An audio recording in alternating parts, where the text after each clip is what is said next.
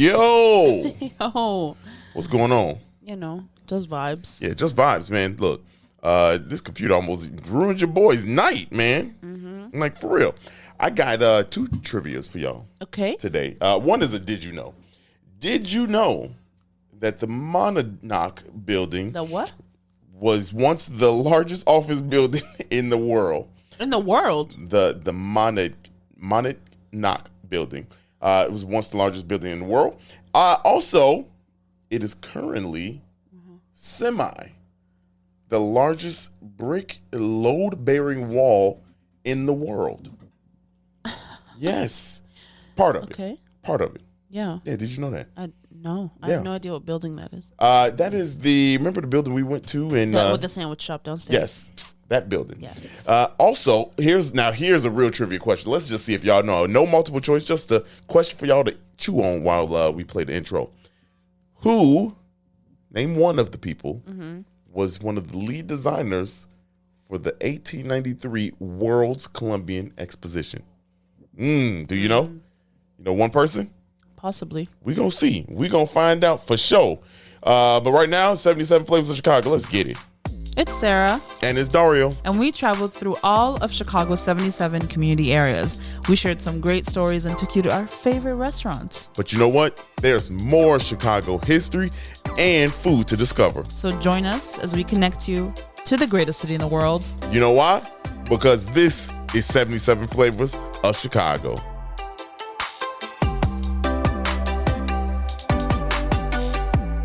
Yo, what's going on, Chicago? How y'all doing? Happy Monday to y'all. Or Tuesday or Wednesday or Thursday. Yeah, right. So, you gotta stop saying Happy Monday. That's the vibes I want to give off. Okay. Shit, y'all should be listening as soon as it drop. You know? You know what I'm saying? Happy Monday morning. You know what I'm saying? No, Anyway, I hope y'all doing well, man. This was we had a fun little weekend. We'll get into it. But trivia, y'all already told you, did you know? But who was one of the guys or people lead designing the 1893 World's Columbian Exposition? Any guesses out there? Monadnock. Not only did you say it, but you said it wrong too. Damn. No. Daniel Burnham. Oh, yeah. Daniel Burnham.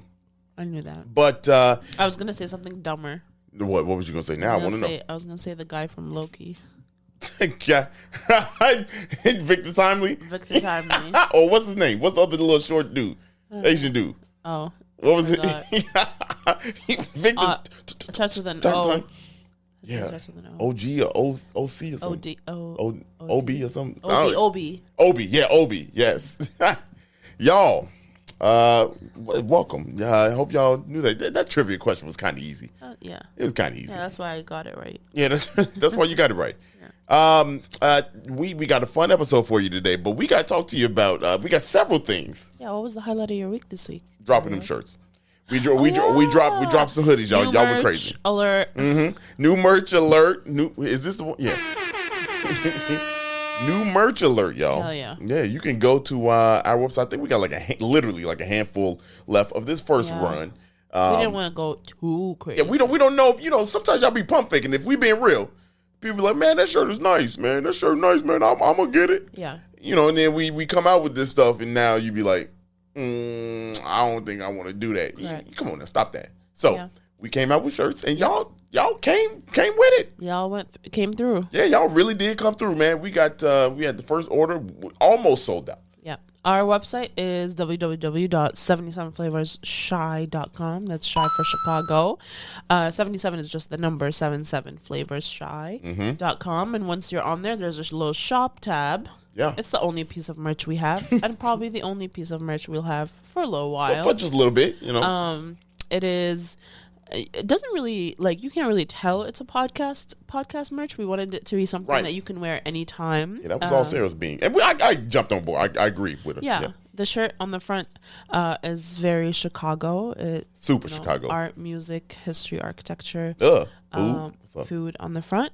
And in the colors of the flag, it is a crew neck in black. Comes from extra small to 4X. 4X. You know, we got your big and tall. It's $50. free shipping in Illinois. Free shipping in Illinois. So go ahead, get your orders. We're gonna try and get them out before Christmas. Yeah. If you're listening to this in time. Yeah. Hopefully, if you listen on Monday. Yeah. you're good. That's dope. That was by far the highlight. But we also took a trip to Wisconsin. We went to Wisconsin with a few of our friends, and it was the first time I've ever been to Wisconsin like that, in like a little cabin situation. We took our dog. It was his first trip. It's his longest car ride. It was 2 hours. Yeah, your boy did good. He did very well. Right. Not one bark. Not one bark. Not one bark. Not one, little. Nothing. No real accident. He ain't just a little. Once we hit Chicago roads on the way back, a little bit of a spit up. That was it. He just. I wouldn't even say that was throw up. It was just a little bit of a spit up. Yeah. You know what I mean? Like I can't even be mad at old boy. He did. No, he did really well. He was good, and he was good outside. He was running around. Yeah. Let him loose out there in the yard. And he's been napping since we got home. Yeah, for real. Like he is so tired. My boy got jet lag. We was in the car. There was 8 of us in that cabin, so he was, had a lot of energy. Could run, talk to anybody, play. He was super excited. He was super excited. Yeah, he was. He's not an anxious dog in general, so he had a great time. Yeah. Yeah, I was gonna say, we kind of went over the best parts of our week here, but those were really fulfilling, really. Yeah. Like that felt really good to kind of like step away. No, I'm ahead 2 episodes on my YouTube channel. If y'all enjoy tech and photography and videography, check out Dario's YouTube. Your boy going crazy. It's just Dario Durham, right? Yep. And you'll see some of his tech videos, going crazy on there. Putting people on game. You know what I'm saying? You can learn about different, The easy way, too. I'll be breaking shit down, too. I'll be breaking it down for you, boy. For the basics. For the basics out there. Yeah, you know what I'm saying? For all y'all that are just dumb. Just damn. Anyone that's dumb, connect with Dario. I got you. I got you. We going to be smart together. Yeah. He's going to teach you. I think that's fair. That's good enough. Because I'm very turned up about this episode. Yeah, you've been talking about it forever. Yeah, I'm pretty turned up, man. Like, so the trivia questions always lead to kind of what the topic is today. That'd be wild if it didn't. Yeah, right. Today we are talking about the Monadnock Building. And Monadnock. Someone's gonna be like, the D is silent. Yeah, Monadnock. Yeah, whatever. You know what I mean? Like that shit is hard to pronounce. It's hard to read sometimes. But this is a building that we've all seen, y'all. Like we've all went past it. If you went past in the loop there, is really right on the corner of Van Buren, Dearborn, or Jackson and Dearborn. So right there. It's a really cool building. We went into one of the sandwich shops there one time. Very cool building. Honestly, y'all, I'm about to say something because I love Chicago history and architecture. And we brag about architecture here. Yeah. This building just might be one of your favorites. Top 3. Wow. In Chicago. Sears Tower, ain't nobody gonna beat that. Yeah. Sears Tower is number 1, and Hancock Building is number 2 for me. Really? Number 2. Just because it's like one of the OGs. But I would say maybe, I don't know, in no particular order after those 2. The Standard Oil Building. That building, because the history of that one is very dope. And then I like the pink buildings uptown. That used to be the Edgewater Beach Hotel. Yeah. They're so pretty. Yeah. Those. There's a lot of fantastic architecture. A lot of fantastic. I can't pick. But this one, y'all, if y'all don't know the history of this, or if you know some basic history, I promise you, I am going to blow y'all mind. So let's get into it. Talking about the Monadnock Building. And this building, it was created by Daniel Burnham and John Wellborn Root. Okay. They worked together at another firm. Worked together. Yeah, they did. But then they left the firm that they were at and started their own firm of Burnham and Root. Okay. And they built several buildings around town, and one of them being the Rookery Building. As well as this one. So the Rookery, that one's fire too. Rookery Building is nice. Built in 1888. 1889, there was new plans announced for a building that we're talking about today. It had to have a thrick. What the hell's a thrick? It's a thick brick. That's what I was gonna say. A brick wall. Stop it. Building, and pretty basic on the outside. Now, here's the thing about if you've seen the building that we're talking about, just imagine that, okay? Just imagine how it looks, how you've seen it, and I guarantee you haven't paid attention to this detail. The building was meant to be designed with a basic front, right? Okay. By Root and Burnham. Yeah. And so when they went and had the first design, it was basic. It was flat, right? It was flat looking, right? And just standard ass building, right? Just basic, right? But then they added, a guy was like, you know what if we add the Oreo windows? Oreo? Yeah, remember Oreo windows? Those are the ones that are bay windows. They stick out. Oh, yeah. So he said it would attract more residential. So he said, let's add those to it and we can, we might be able to do something, So that's what they did. The second design had the Oreo windows designed on it. Now, here's the thing. The building was kind of out of ordinance with what Chicago had planned, okay? So it didn't go through too many hoops because, Daniel Burnham kind of got some pull around his bad boy, so it ain't really do too much, right? Yeah. Have too much of a hard time. However, the ordinance in Chicago said that no building could be over 160 feet tall, 16 stories, right? Okay. That's the max if you're going to go the standard height, right? This building was massive, right? Yeah. It was massive. Yeah. And when they finally approved it, it came in at 215 feet and 17 stories high. Wow. Yes. And now get this. I told you it was the world's largest, partially the world's largest it was the largest commercial office, but also the largest load-bearing brick wall. That's because the base of it, now I want y'all to go there and look at this, because this is crazy, y'all. The base of it is 6 feet wide of brick.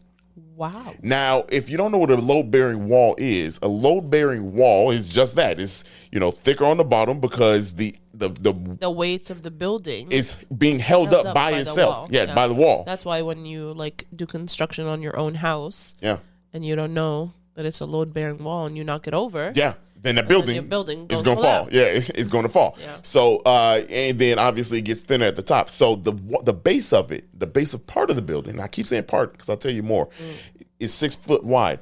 The top of the building, 18 inches thick. Wow. That is as large as the building is thick from the wall up top. So you got to imagine that's at the time and still now part of that building is the largest load-bearing wall. And again, now that was 1889 to 1891-ish, right? Okay. When this building is starting to be built and conceptualized and things like that. Here's another fun fact for y'all. Did you know that building, when it was built as one building. Okay. But it is legally 2 buildings. Really? Yes. It is legally 2 buildings. Is it because it's like the length of a block or something? No. They literally just made it. It's 2 separate buildings. It had on heater, on water, on plumbing. Oh, I see. Each building. But it was so legally it's 2 separate buildings. Yeah. And they had names. Okay. The first one was called the Monadnock Building, and the other one was the Kearsarge Building. And these buildings, fun names. these buildings were named after kind of like warships and things like that. So, do you know where that name comes from? No, I don't. Okay, you wanna let's put it. Let's go. go. All right. So, the definition of that word is an isolated hill or ridge or erosion-resistant rock rising above an area that has already been eroded. So it's like everything around it has been eroded and it stands mighty. So to tie into that one, because go ahead and get coin there. And it's a late 19th century word. Yes. And it's named after the mountain in New Hampshire. And probably the reason why they picked that is because Chicago had eroded 18 years before. At with the fire of 1871. So, and because this was Chicago rebuilding phase, and obviously right around the corner was the World's Fair coming up. So, pretty dope. Are you looking up pronunciation? Yeah. Put it in the microphone. Shit, let's hear. Let's all hear. Monadnock. Monadnock. It sounds like some. It's a word that I've only ever read. I've never heard it. Monadnock. Monadnock. Oh wow, that's different. Monadnock. Yeah. That sounds like some shit like Muppet Babies.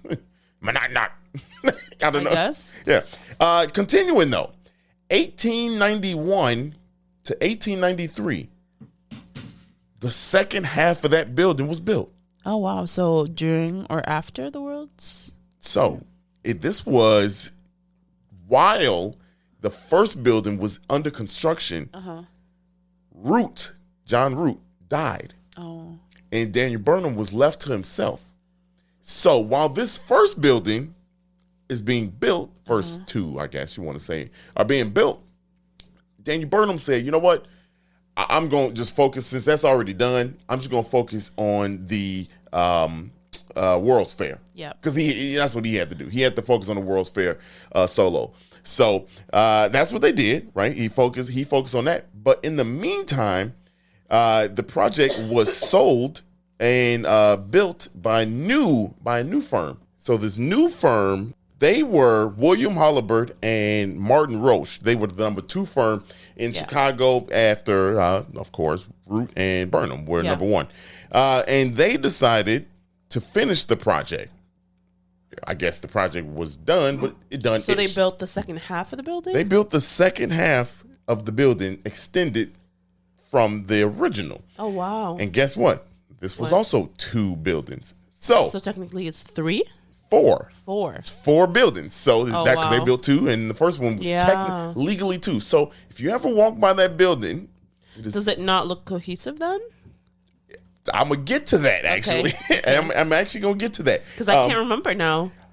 I don't think anybody can, and that I have never paid attention to it because when you look at it, you just like, oh, this is a gorgeous building, yeah, and it looks as if it's one building. However, when you look at it closely, it is 2 very different styles because while they, Halliburton and Roche continued the building process, they kind of changed the format of what how buildings were built. Yeah. So this is kind of like also a turn in history on how buildings are built. This used primarily curtain wall design. So there was mainly steel to hold up the walls. So it was steel frame building with brick on the outside just for aesthetic and to cover up the insides, right? So that's what a curtain wall is. So they used a different method of how the building was built. So to answer your question, did it look cohesive? No. Right. There's 2 different building styles. They look very similar. They used because what they want to do was kind of like keep on going from what the style looked like and keep it going. But it's 2 different looks of that building if you ever look at it. Yeah, so pretty dope. Next time y'all walk by, look it up. It is really dope. Those buildings also have names. The Katahdin and the Wachusett building are the 2 buildings. Now, it was 16 stories high as well, made of steel, and it was more of a neoclassic looking frame. Yeah. Now, to answer the question, go back to, I should say, the beginning when we said this is the largest commercial. It was at the time the largest commercial building. Check out these 2 numbers here. It had 1,200 rooms in this building. At the time, when you're talking 1892, when it was completed in 1893, upon completion, a lot of towns in Illinois could fit in the building. In that building. It had over 6,000 people occupancy. Huge building. Now here, fit more than half of the people of the town we were in this weekend. Right? Yeah, building. Right. 10,000 is what we were in. You could fit 60% of them over there. Literally. Now this is a stat that I'm gonna close the book on with this one right here, y'all. Okay. Did you know that this was the first building in Chicago to be wired for electricity? No way. Yes. Wow. The first building in Chicago to be wired for electricity. Wow. Come on now. What? That's insane. Yes, that's nuts.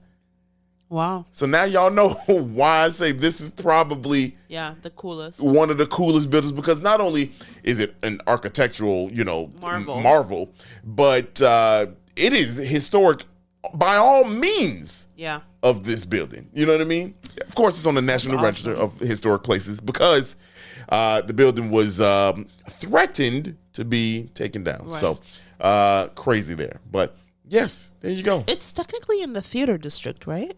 No. What's the theater that's near it, though? There's no theater near it. What am I talking about? You thinking of right by it is the Harold Washington Library. Oh, yeah. Yeah. You're right. Yeah. I'm mixing things in my brain. Yeah. But yeah. Such a cool building. It's a very cool building. Yeah. So there you have it, though. There's some dope history for you to talk some shit to. Monadnock. Yeah, Monadnock Building. So it's time to eat. It's time to eat, baby. And that's what we did. So let's get it. All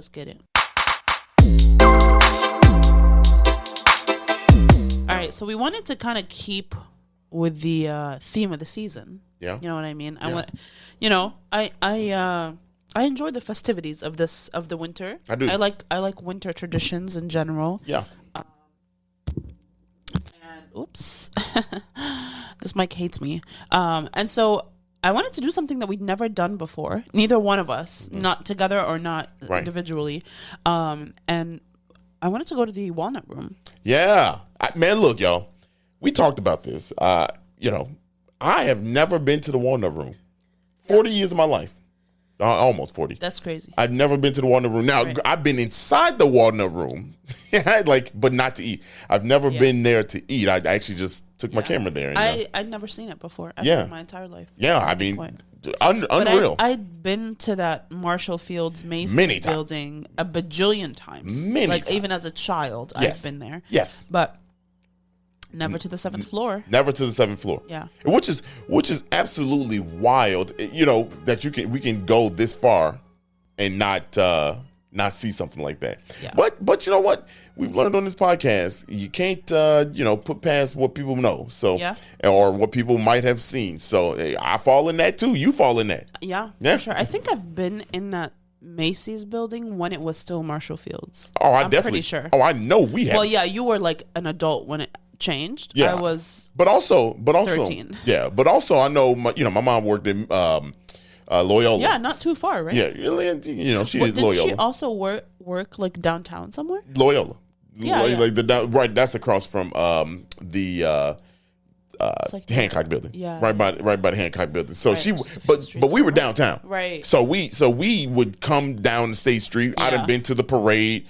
All the parades down there as a shorty. So we've seen. I remember vividly walking down, seeing the Marshall Fields parade. No, not the parade, but the windows. The windows. Yeah. We would go iconic. We would go when it was Marshall Fields. We were down there. So. But never inside. Never inside the Walnut Room. But you got to see the tree that's in there. Yeah, right. It's beautiful. So the building itself is many floors. It's more than 7. 10, I think. 10 or 11. I think you can only go up to the 7th. I think so. I feel like anything above that is empty right now. That's what I feel like. I looked up the windows and it looked empty. They did look very empty. So. When you're inside, it looks empty. Yeah. I mean, it just look empty. Yeah. But up to the 7th floor, there's something to see on every floor. Yeah. And so, you go up the expedited elevator to the 7th floor. And as soon as you exit, it says, the Walnut Room check-in here. So we took our asses to the little check-in desk. It says like bookings are full for the season, but I was able to get bookings the night before. So like if you want to go before the end of Christmas, I would say like check daily. Yeah. And because, they open up reservations the night before, sometimes day of. So that's crazy that because we were supposed to go like in a couple weeks. Yeah, but I found something earlier. So, that's crazy. Yeah. So it's a little bit of history about the Walnut Room. It's actually the first restaurant inside of a department store. What? Yeah. And right here in Chicago, baby. Wow. And Chicago ridiculously dope. For real, ridiculously dope. It's just crazy. First one inside of a store. Yeah, correct. Wow. So, and it was a place that after shopping they would frequent for lunch, and It was actually not called the Walnut Room. It's if you haven't been inside, the inside is walnut colored wood. Yeah.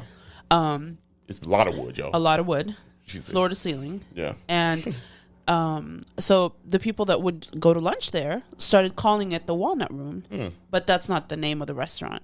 Wow. But they eventually changed it to the Walnut Room because everyone was just calling it that. Yeah, demand. Yeah. Wow.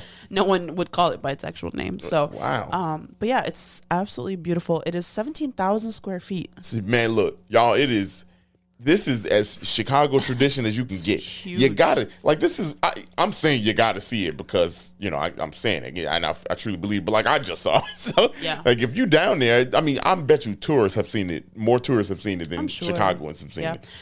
It actually opened in 1907, and it is now it didn't change. The name didn't change to the Walnut Room until 1937.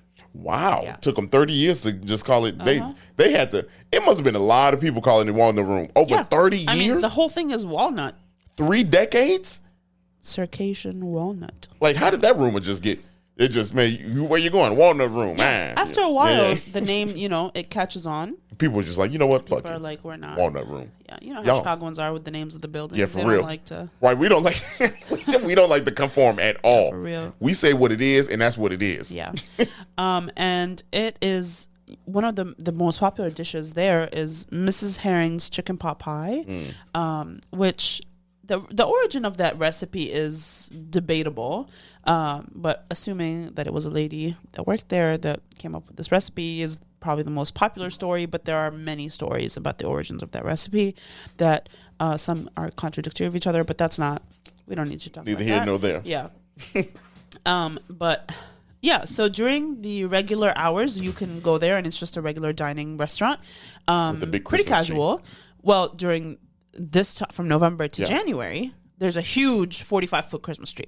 And you said it's hanging from the ceiling. It's hanging from the ceiling, so it's not actually sitting on the base. It hangs from the ceiling, y'all, with the ornaments on it. It's gorgeous. It's beautiful. It is absolutely gorgeous. This year's theme is candy, and it just feels like Candyland. It does feel like Candyland. They got a lady walking around, y'all, giving people wishes, granting wishes with fairy dust. She sprinkled some fairy dust on Dario. She sprinkled your boy. I was like, no, thank you. I don't do dark magic. That wasn't bad. Hey, come on now. Listen, I don't know what people's intentions are. She said, "Woody doody doo," and just she definitely hit you with that. Yeah, hey, look. I was like, a white woman giving me a. You said, "No, I'm good on that. I'm straight. I'm straight." Shit. Where I come from, that's not. Only God gives wishes. And white women already got your boy, so damn. I already got the expert on me. Anyway, moving on.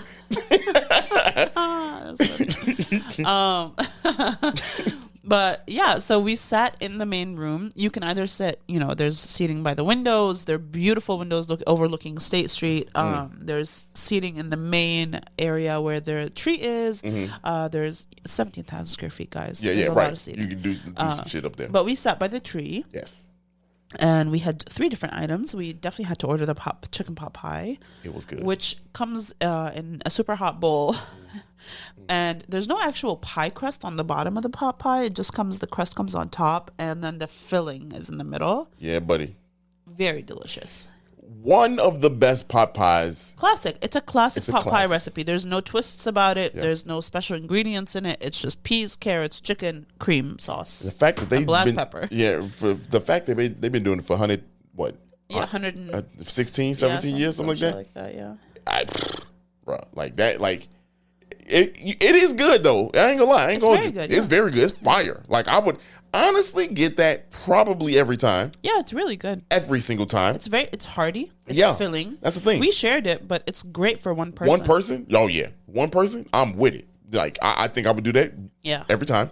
And then the next we got some like after that, the menu is pretty like easy going, basic. You know what I'm saying?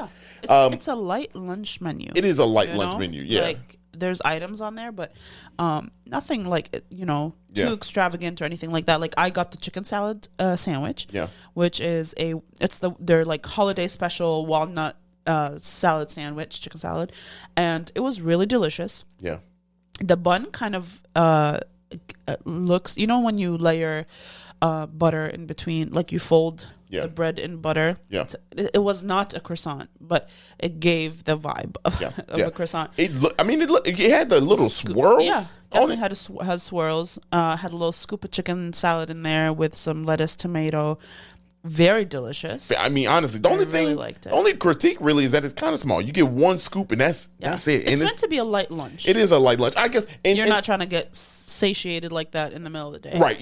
I was just about to say, and like honestly, you don't need something to push you shopping, right? You don't want to go to sleep. You're not trying to have no heavy ass food like that. Although the next thing we had was mashed potato and meatloaf. But it still wasn't like a huge portion. It wasn't a huge portion. It was like literally just the right amount. Yeah. When I tell you that meatloaf that was also my first time ever having meatloaf. Which is wild. Wild to me. Yeah, it's wild. Because meatloaf is good. You've been dogging it for a little bit. I have. I've been shitting on meatloaf you've forever. Been dogging.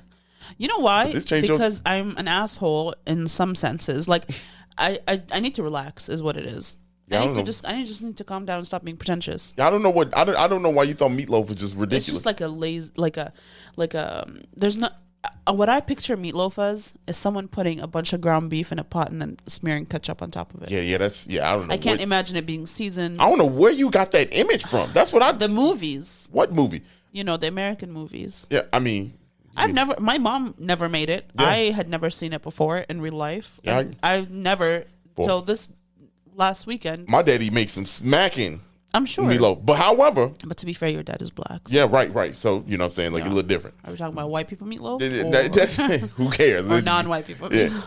This, fire, y'all. Yeah, it was very good. I will say it was very good. I liked it. Yeah. It came with broccolini and mashed potatoes. Yeah, and so super delicious. Super delicious. I mean, honestly, the meat was actually seasoned. Very good. Like it's not just like the sauce on top. No. It was like the meat was seasoned. It was in loaf form. With the mashed potatoes was whipped perfectly. Whipped potatoes. Now here's the thing: we didn't even mention this. What? When we tell you we ordered, and like 2 minutes later the food was out. Yeah. Well, a lot of it has to be pre-made. Like the chicken salad is pre-made. Pot pie is probably pre-assembled and just like tossed in the oven for 10 minutes. The meatloaf has to be pre-made. That was fast. We literally ordered. Yeah. Turned our heads. I mean, this is not like at some point it was definitely like eating in like not a fancy restaurant, but it was decently fancy. Yeah, it was decently fancy. Now I would not categorize it as like fancy. I would say it's like a quick bite, touristy. Yeah. More traditional, like people go there because it's a tradition, not because of the quality of the food. But the quality is good now. No, I meant quality, like it's not made to order and like you're not experiencing like local produce. Right. You know what I mean? You ain't going there and be like, yo, they have the best this, that, the other. Yeah, the food is good, but it's not. If you're on State Street or in that area, I mean that's a good ass option. You got a good option. Decent. I mean, there's a lot of options, especially in the Loop. Well, you got Pecorino right. Anyway, let me not think. Like Pecorino was good. It was decent. That was good. Now that was in the theater district. That was was good. Yeah, that was good. I honestly first time at the. I think for the vibes, yes, I'm there for it. Carpeted floors. Let's fucking go. Honestly, I haven't been to a restaurant with carpet in so long. Right. I was like, take me back to the fucking 90s. Yeah. I want to see it without the tree because I think they got this big fountain that's in the middle. Do they? Yeah, they got a big fountain. They got a big fountain. Wait, let me look that shit up. That sounds... I had the video. They got typically a fountain, I believe. Oh, they do have a fountain. Yes. Gorgeous. Yeah, and I would like to go there and maybe, shopping one day, have a drink, you know what I mean? Like, just go up there just to say I did that, you know what I mean? But honestly, I don't know if the vibe would still be the same if it ain't Christmas. Probably. You feel me? It'll probably just be chill. Like but like crazy. I feel like I wouldn't want to go to the Walnut Room to chill like that. They also have drag brunch, just so you know. Oh, I bet you that's wild, I bet. If they got a lady with fairy dust walking around, saying. I can only imagine what drag queens doing. They going wild.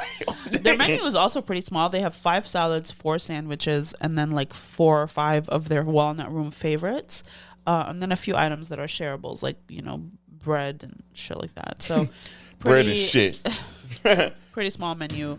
But great experience. I had a wonderful time. Yeah. Made new memories. I think this will be a tradition. Maybe we'll go every holiday season. Because we got the glasses. They did give us memorabilia glasses that say the Walnut Room Marshall Fields. Yeah. Which was really nice to see. Yeah, very nice glass too. So very nice glasses. Very happy that it. I said immediately, that could be a tradition. Yeah. For me easily. It was super fun. Super fun. And if I'm being honest, the pricing in comparison to where we are was very reasonable. Very, very reasonable. Yeah, I think a person can probably eat for like $20. And be full.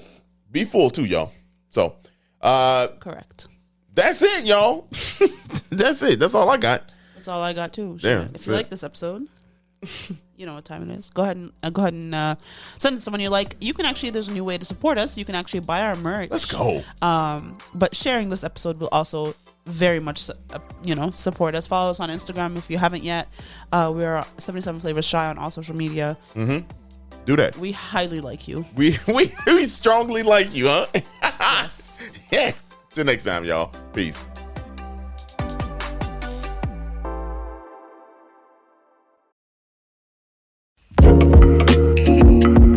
Thank you so much for listening to today's episode, and we hope you loved it. And if you could, please follow us on social media at 77 Flavors Shy on Instagram, Facebook, TikTok, and Twitter. If you have any ideas or deep dives that you'd love us to do, please contact us at media@77flavorsshy. That's the number 77 flavors and shy for Chicago.com. If you like visuals, please subscribe and follow and watch us on our YouTube channel at the same thing, 77 Flavors Shy, or search 77 Flavors of Chicago. If you would like to support us monetarily, go ahead and click that Buzzsprout link in the description of this episode. And as always, we gonna see you next week. Peace.